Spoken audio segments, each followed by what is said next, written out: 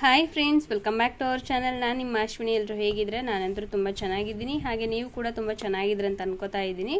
ಇವತ್ತಿನ ವಿಡಿಯೋದಲ್ಲಿ ಮನಿ ಸೇವಿಂಗ್ ಬಗ್ಗೆ ಹೇಳ್ತೀನಿ. ಒಂದು ನಿಮಿಷ.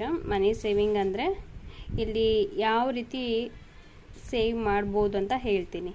ಆದರೆ ಹೀಗೆ ಸೇವ್ ಮಾಡಿ, ಇಷ್ಟೇ ಸೇವ್ ಮಾಡಿ ಆ ಥರ ಹೇಳ್ತಾ ಇಲ್ಲ. ಬಟ್ ಮನಿ ಸೇವಿಂಗ್ನ ಯಾವ್ಯಾವ ರೀತಿ ನಾವು ಮಾಡ್ಕೋಬೋದು ಅನ್ನೋದನ್ನು ಇಲ್ಲಿ ನಾನು ಹೇಳ್ತೀನಿ.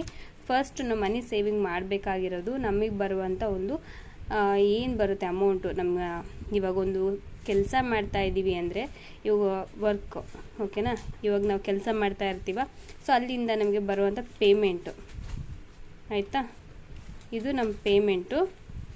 ಸೊ ಪೇಮೆಂಟ್ ಎಷ್ಟು ಬರುತ್ತೆ ಆ ಖರ್ಚನ್ನು ನಾವು ಫಸ್ಟು ಪೇಮೆಂಟ್ ಎಷ್ಟು ಬರುತ್ತೆ ಅನ್ನೋದನ್ನ ನೋಡ್ಕೋಬೇಕು ಆಯಿತಾ. ತಿಂಗಳಿಗೆ ನಮಗೆ ಒಂದು 15,000 ಬರುತ್ತೆ ಅಂತ ಅಂದ್ಕೊಳ್ಳಿ, ಅಂದಾಜು ಓಕೆನಾ. ಅದನ್ನು ನಮ್ಮ ಮನೆಯಲ್ಲಿ ಯಾವ ರೀತಿ ಅದನ್ನು ಖರ್ಚು ಮಾಡ್ತಾ ಇದ್ದೀವಿ ಓಕೆನಾ.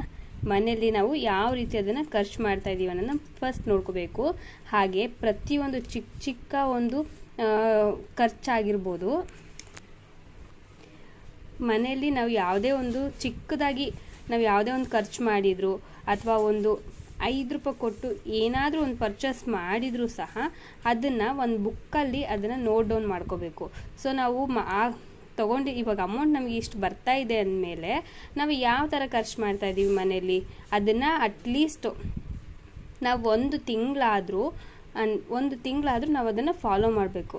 ಅಂದರೆ ನಾವು ದುಡ್ಡು ಅನ್ನೋದು ಎಲ್ಲಿ ಹೋಗ್ತಾ ಇದೆ, ಸೊ ಮನಿ ಟ್ರ್ಯಾಕ್ ಮಾಡಬೇಕು ಆಯಿತಾ. ದುಡ್ಡು ಅನ್ನೋದು ನಾವು ಯಾವ ಥರ ಖರ್ಚು ಮಾಡ್ತಾ ಇದ್ದೀವಿ ಅದನ್ನೇ ನಾವು ಮನಿ ಟ್ರ್ಯಾಕ್ ಅಂತೀವಿ. ಅದನ್ನು ಒಂದು ಬುಕ್ ಇಟ್ಕೊಂಡು ಅದರಲ್ಲಿ ಪ್ರತಿಯೊಂದು, ಒಂದು ಹಾಲಿಂದಾಗಿರ್ಬೋದು ಅಥವಾ ಒಂದು ಅಡುಗೆ ಸಾಮಾನು ಆಗಿರ್ಬೋದು, ಇಲ್ಲ ಮನೆಗೆ ಏನಾದರೂ ಒಂದು ಐಟಮ್ ಏನಾದರೂ ತಂದೆ ತರ್ತೀವಿ ಡೈಲಿ, ಒಂದು ಚಿಕ್ಕ ಒಂದು ಖರ್ಚಾಗಿರ್ಬೋದು, ಪ್ರತಿಯೊಂದನ್ನು ಕೂಡ ಒಂದು ಬುಕ್ಕಲ್ಲಿ ನಾವು ಬರೆದಿಡೋದ್ರಿಂದ ಮಂತ್ ಎಂಡ್ ಮಂತ್ ಎಂಡಲ್ಲಿ ನಮ್ಗೆ ಎಷ್ಟಾಗುತ್ತೆ, ಬರುವಂಥ ಪೇಮೆಂಟ್ ಇಷ್ಟು, ನಾವು ಮಾಡಿರುವಂಥ ಖರ್ಚು ಟೋಟಲ್ ಮಾಡಿಕೊಂಡು ನಾವೇನು ಮಾಡಬೇಕಾಗುತ್ತೆ ನೋಡ್ಕೋಬೇಕು. ಎಷ್ಟು ನಾವು ಖರ್ಚು ಮಾಡ್ತೀವಿ, ಈ 15,000ದಲ್ಲಿ ಎಷ್ಟು ಖರ್ಚು ಮಾಡ್ತಿದ್ದೀವಿ, ಹಾಗೆ ಎಷ್ಟು ನಮಗೆ ಅಮೌಂಟ್ ಅನ್ನೋದು ನಮ್ಮ ಕೈಯಲ್ಲಿದೆ. ಸೊ ಅಮೌಂಟ್ ಅನ್ನೋದು ಎಷ್ಟಿದೆ ನಮ್ಮ ಕೈಯಲ್ಲಿ ಅನ್ನೋದನ್ನ ನಾವು ಫಸ್ಟು ನೋಡ್ಕೋಬೇಕು ಆಯಿತಾ. ನಾವು ಮಾಡುವಂಥ ಕೆಲವೊಬ್ಬರು ಏನಾಗುತ್ತೆ ಅಂದರೆ, ಅವ್ರು ದುಡಿಯೋದು 15,000 ಅಂದರೆ ಅವ್ರ ಖರ್ಚಿರುತ್ತೆ 20,000 ಇರುತ್ತೆ ಓಕೆನಾ. ಈ ಥರ ಆಗುತ್ತೆ. ಆವಾಗ ಏನು ಮಾಡ್ತಾರೆ, ಇವಾಗ 15,000 ದುಡಿತಿದ್ದಾರೆ ಅಂದರೆ 20,000 ಅವ್ರ ಖರ್ಚಿರುತ್ತೆ. ಅವಾಗ ನಾವು 5,000 ರೂಪಾಯಿ ಇವಾಗ ಸಾಲ ಮಾಡಲೇಬೇಕಾಗುತ್ತಲ್ವಾ, ಸೊ ಸಾಲ ಮಾಡ್ತಾರೆ. ಒಂದು ಸಾಲ ಸ್ಟಾರ್ಟ್ ಮಾಡಿಕೊಂಡ್ರೆ ಇನ್ನೊಂದು ಸಾಲ ಸ್ಟಾರ್ಟ್, ಇದಕ್ಕೆ ಕಟ್ಟಕ್ಕೆ ಬೇಕಲ್ಲ ಮತ್ತೆ ಒಂದು ಸಾಲ, ಆಮೇಲೆ ಇದಕ್ಕೆ ಕಟ್ಟಕ್ಕೆ ಇನ್ನೊಂದು ಬೇಕಲ್ಲ ಮತ್ತೆ ಸಾಲ. ಈ ಥರ ಮಾಡಿಕೊಂಡು ಸಾಲದೊರೆಯಲ್ಲಿ ಫುಲ್ಲು ನಾವು ಕ್ಲೋಸ್ ಆಗಿಬಿಡ್ತೀವಿ ಅಲ್ವಾ.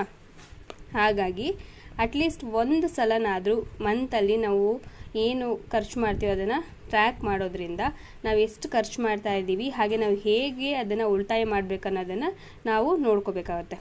ಹಾಗೆ ಕೆಲವೊಂದಷ್ಟು ನಾವು ಏನು ಮಾಡ್ತೀವಿ ಅಂದರೆ, ಚಿಕ್ಕದಾಗಿ ಏನಾದರೂ ಒಂದು ತೊಗೋಬೇಕಂದ್ರೂ ಕೂಡ ಬೇರೆಯವ್ರ ಹತ್ರ ಹೋಗ್ಬಿಟ್ಟು ಒಂದು ಸಾಲ ಇಸ್ಕೊಂಡ್ಬಿಡೋದು. ಇವಾಗ ಒಂದು ಫೋನ್ ತೊಗೋತಾ ಇದ್ದೀವಪ್ಪ, ಸೊ ಅವಾಗ ಹೋಗಿ ಒಂದು ಫೋನಿಗೆ ಸಾಲ ಮಾಡೋದು. ಇಲ್ಲ ಮನೆಯಲ್ಲಿ ಒಂದು ಏನೋ ಹಬ್ಬ ಮಾಡ್ತಾ ಇದ್ದೀವಿ, ಸೊ ಅದಕ್ಕೂ ಸಾಲ,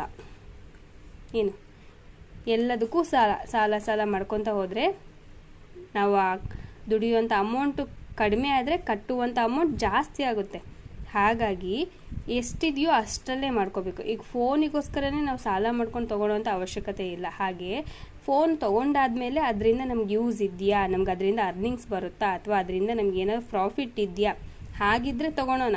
ಇಲ್ಲ ಅಂದರೆ ಅದರ ಅವಶ್ಯಕತೆ ಇಲ್ಲ ಅಲ್ವಾ. ಹಾಗೆ ಮನೇಲಿ ಮಾಡುವಂಥ ಹಬ್ಬನಾದರೂ ಆಗಿರ್ಬೋದು, ಎಷ್ಟಿದೆಯೋ ಅಷ್ಟಲ್ಲಿ ಮಾಡಿಕೊಂಡ್ರೆ ಸರಿ. ಅದನ್ನು ಬಿಟ್ಟು ಮತ್ತೆ ನಾವು ಆಡಂಬರವಾಗಿ ವಿಜೃಂಭಣೆಯಿಂದ ಇನ್ನೊಬ್ರು ಯಾರೋ ನೋಡ್ತಾರೆ ಅಂತ ಹೇಳ್ಬಿಟ್ಟು ಸಾಲ ಮಾಡಿದರೆ, ಸೊ ಅದು ನಮಗಿನ್ನೂ ಹೊರೆ ಅನ್ನೋದು ಜಾಸ್ತಿ ಆಗುತ್ತೆ. ಹಾಗಾಗಿ ನೋಡಿಕೊಂಡು ನಮ್ಮ ಹತ್ರ ಎಷ್ಟಿದೆಯೋ ಅಷ್ಟಲ್ಲೇ ಮಾಡ್ಕೊಂಡು ಹೋದರೆ ಇನ್ನೊಬ್ಬರು ಸಾಲ ಮಾಡಿದವ್ರು ಬಂದುಬಿಟ್ಟು ನಮ್ಗೆ ಸಾಲ ಕೊಡಿ, ನಿಮ್ಗೆ ಕೊಟ್ಟಿದ್ದೀವಲ್ಲ ಅಂತ ಕೇಳೋರು ಇರಲ್ಲ. ಹಾಗೆ ನಾವು ದುಡ್ದಿರೋ ಅಮೌಂಟ್ ಕೂಡ ಬೇರೆ ಕಡೆ ಹೋಗಲ್ಲ. ಅದೇ ರೀತಿ ಪ್ರತಿಯೊಂದರಲ್ಲೂ ಕೂಡ ನಾವು ಕ್ಯಾಲ್ಕುಲೇಟ್ ಮಾಡಬೇಕು.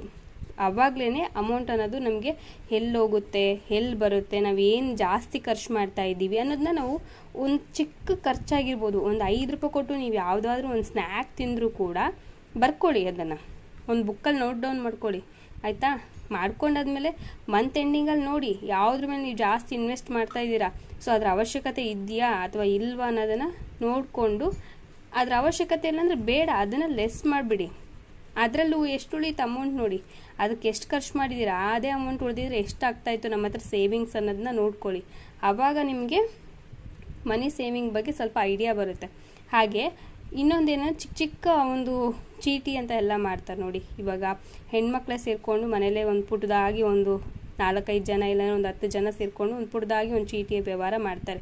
ಸೊ ಆ ಥರ ಒಂದು ಚೀಟಿ ವ್ಯವಹಾರನ ನಂಬಿಕಸ್ಥರಿದ್ದರೆ ಮಾತ್ರ ಮಾಡ್ಕೊಳ್ಳಿ. ಅದಕ್ಕೂ ಕೂಡ ನಮ್ಗೆ ಅಮೌಂಟ್ ಅನ್ನೋದು ಸೇವ್ ಆಗುತ್ತೆ, ಓಕೆನಾ. ಅದಾದಮೇಲೆ ನಿಮ್ಮ ಹತ್ರ ಅಮೌಂಟ್ ಎಷ್ಟು ಇವಾಗ ಬಂದಿದೆಯಾ, ಇವಾಗ ಇಷ್ಟು ಪೇಮೆಂಟ್ ಆಯಿತಾ, ಇದರಲ್ಲಿ ಅಟ್ಲೀಸ್ಟ್ ಮಂತ್ಲಿ ಒಂದು 2,000ನಾದರೂ ಒಂದು ಬ್ಯಾಂಕಿಗೆ ಅಥವಾ ಒಂದು ಪೋಸ್ಟ್ ಆಫೀಸಿಗೆ ಇಲ್ಲ ಏನಾದರೂ ಒಂದು ಇನ್ಶೂರೆನ್ಸಿಗೋ ಅಲ್ಲಿಗೆ ನೀವು ಅಮೌಂಟನ್ನು ಸೇವ್ ಮಾಡೋ ಥರ ಮಾಡ್ಕೊಳ್ಳಿ. ಆವಾಗ ನಿಮಗೆ ಈ 2,000 ಉಳಿಯುತ್ತೆ. ಇನ್ನೂ ಜಾಸ್ತಿ ಆದರೆ ಇನ್ನೂ ಜಾಸ್ತಿ ಸೇವ್ ಮಾಡ್ಕೊಳ್ಳಿ. ಈ ಥರ ಮಾಡೋದ್ರಿಂದ ಅಮೌಂಟ್ ಅನ್ನೋದು ಸೇವ್ ಆಗುತ್ತೆ. ಹಾಗೆ ಮತ್ತು ಒಂದು ಮನೆಯಲ್ಲೇ ಹೇಳೋದಾದರೆ ತುಂಬ ಸಲ ಹೇಳಿದ್ದೀನಿ, ಒಂದು ಕಾಯಿನ್ ಬಾಕ್ಸ್ ಮಾಡ್ಕೊಳ್ಳಿ. ಕಾಯಿನ್ ಬಾಕ್ಸಲ್ಲೂ ಕೂಡ ನೀವು ಅಮೌಂಟನ್ನು ಹಾಕಿ ಅಂತ ಹೇಳಿದ್ದೀನಿ. ಚಿಕ್ಕ ಚಿಕ್ಕ ಅಮೌಂಟ್ ಆದರೂ ಕೂಡ ನಮ್ಗೆ ಅದು ಒಂದೊಂದು ಸಲ ದೊಡ್ಡದಾಗೆ ಕಾಣಿಸುತ್ತೆ. ಕೆಲವೊಂದು ಸಲ ನಮಗೆ ಹೇಗಾಗುತ್ತೆ ಅಂದರೆ ಒಂದು ಪುಟ್ಟ ಅಮೌಂಟ್ ಕೂಡ ಒಂದು ದೊಡ್ಡ ಲೆವೆಲಲ್ಲಿ ಕಾಣಿಸುತ್ತೆ. ಕೆಲವೊಬ್ರು ನಾವು ಚಿಕ್ಕ ಅಮೌಂಟ್ ಅಂತ ಏನು ಇದು ಮಾಡಿ ನಾವು ಎಲ್ಲ ನೆಗ್ಲೆಕ್ಟ್ ಮಾಡಿ ಖರ್ಚು ಮಾಡಿರ್ತೀವೋ, ಕೆಲವೊಂದು ಸಲ ಆ ಅಮೌಂಟು ಕೂಡ ನಮ್ಗೆ ಇರೋದಿಲ್ಲ. ಅದನ್ನೇ ನಾವು ಬೇರೆಯವ್ರ ಹತ್ರ ಕೇಳೋದಕ್ಕೆ ಹೋದರೆ ಯಾರು ಕೂಡ ನಮ್ಮ ಟೈಮಿಗೆ ಯಾರೂ ಕೊಡೋಲ್ಲ. ಹಾಗಾಗಿ ಪುಟ್ಟ ಅಮೌಂಟ್ ಆಗಿರ್ಬೋದು, ಒಂದು ಬಾಕ್ಸಲ್ಲೋ ಅಥವಾ ಒಂದು ಚಿಕ್ಕ ಚಿಕ್ಕ ಕಾಯಿನ್ ಬಾಕ್ಸಸ್ ಸಿಗುತ್ತೆ. 5 ರೂಪಾಯಿಂದ ನಿಮಗೆ 10, 100, 200 ರೂಪಾಯಿವರೆಗೂ ನಿಮಗೆ ಕಾಯಿನ್ ಬಾಕ್ಸ್ಗಳೆಲ್ಲ ಸಿಗುತ್ತೆ. ನಿಮಗೆ ಅಫೋರ್ಡಬಲ್ ಎಷ್ಟಿದೆಯೋ ಅದರಲ್ಲಿ ನೀವು ಕಾಯಿನ್ ಬಾಕ್ಸಲ್ಲಿ ನೀವು ಸೇವ್ ಮಾಡ್ಬೋದು. ಇಲ್ವಾ, ಮನೇಲಿ ನಾವು ಜ್ಯುವೆಲ್ರಿ ಅಂತ ಹೇಳ್ಬಿಟ್ಟು ತೊಗೊಂಬಂದಿರ್ತೀವಲ್ವ, ಸೊ ಆ ಗೋಲ್ಡ್ ಶಾಪಲ್ಲೇ ಕೊಟ್ಟಿರ್ತಾರೆ ಕೆಲವೊಂದಷ್ಟು ಪರ್ಸ್ಗಳನ್ನ, ಅದರಲ್ಲಿ ಸೇವ್ ಮಾಡ್ಕೊಳ್ಳಿ. ಅವಾಗೂ ಕೂಡ ನಮಗೆ ಮನಿ ಸೇವಿಂಗ್ ಆಗುತ್ತೆ. ಮೇನ್ ಏನಂದರೆ ನಾವು ಬರುವಂಥ ಪೇಮೆಂಟ್ ಎಷ್ಟಂತ ನೋಡ್ಕೋಬೇಕು. ಇಬ್ಬರು ದುಡಿತಾ ಇದ್ದಾರಾ, ಓಕೆ, ದುಡಿಯೋರು ಇಬ್ಬರದು ಅಮೌಂಟು ಹಾಕ್ಕೊಂಡು ಎಷ್ಟು ಖರ್ಚು ಮಾಡ್ತಾ ಇದ್ದೀರಿ ಒಂದು ತಿಂಗಳಿಗೆ ನಿಮ್ಮ ಮನೆಯಲ್ಲ ಒಂದು ಕಡೆ ನೀವು ಬರೆದಿಟ್ಕೊಳ್ಳಿ. ನೆಕ್ಸ್ಟು 1ನೇ ತಾರೀಕಿಂತ ಬರೆಯೋದಕ್ಕೆ ಸ್ಟಾರ್ಟ್ ಮಾಡಿ ಮಂತ್ ಎಂಡ್ 30 ಇಲ್ಲಾಂದರೆ 31 ಇರುತ್ತಲ್ವ, ಸೊ ಅಲ್ಲಿವರೆಗೂ ನೀವು ನೋಟ್ ಡೌನ್ ಮಾಡಿಕೊಂಡು ಲಾಸ್ಟಲ್ಲಿ ನೀವು ಟೋಟಲ್ ಮಾಡ್ಕೊಳ್ಳಿ ಆಯಿತಾ. ನೀವು ಎಷ್ಟು ಖರ್ಚು ಮಾಡಿದ್ದೀರಾ ಅನ್ನೋದು ನಿಮ್ಗೆ ಗೊತ್ತಾಗುತ್ತೆ. ಆವಾಗೆ ನಿಮಗೆ ಒಂದು ಕ್ಯಾಲ್ಕುಲೇಷನ್ ಸಿಗುತ್ತೆ. ಅಯ್ಯೋ ನೀವು ಇಷ್ಟು ಖರ್ಚು ಮಾಡಿದ್ವಾ, ಸುಮ್ಮನೆ ಈ ಥರ ವೇಸ್ಟೇಜ್ ಆಯಿತಾ, ಹೊರಗಡೆ ಹೋಗಿ ಇಷ್ಟೊಂದೆಲ್ಲ ತಿನ್ನೋದು ಬೇಕಿತ್ತಾ, ಪ್ರತಿಯೊಂದು ನಮಗೆ ಕ್ವಶನ್ ಮಾರ್ಕಾಗಿ ಬರುತ್ತೆ ತಲೆಯಲ್ಲಿ.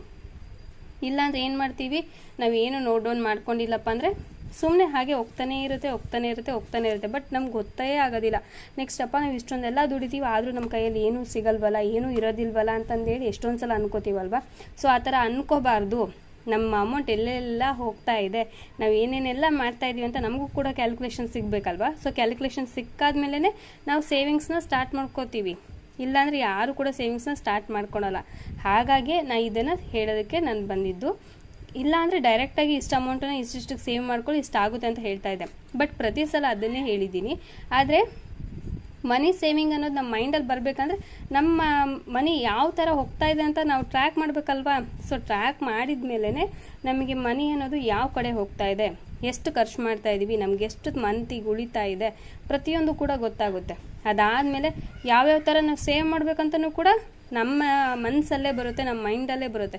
ಓ ಈ ಥರ ಮಾಡ್ಕೋಬೋದು, ಸೊ ಇಲ್ಲಾಂದರೆ ಈ ಥರ ಪಿಗ್ನಿ ಕಟ್ಕೋಬೋದು, ಇಲ್ಲ ಒಂದು ಚೀಟಿ ವ್ಯವಹಾರ ಹಾಕ್ಬೋದು, ಇಲ್ಲಾಂದರೆ RD ಆ ಥರ ಎಲ್ಲ ಪೋಸ್ಟ್ ಆಫೀಸಲ್ಲೆಲ್ಲ ಬರುತ್ತಲ್ವ, ಅದನ್ನು ಮಾಡ್ಕೋತೀವಿ. ಇಲ್ಲ ಒಂದು ಇನ್ಶೂರೆನ್ಸ್ ಏನಾದರೂ ಒಂದು ಮಾಡ್ಕೋತೀವಿ. ಹಾಗಾಗಿ ಫಸ್ಟ್ ಬೇಕಾಗಿರೋದು ನಮಗೆ ಮನಿ ಟ್ರ್ಯಾಕ್ ಮಾಡ್ಕೊಳ್ಳಿ.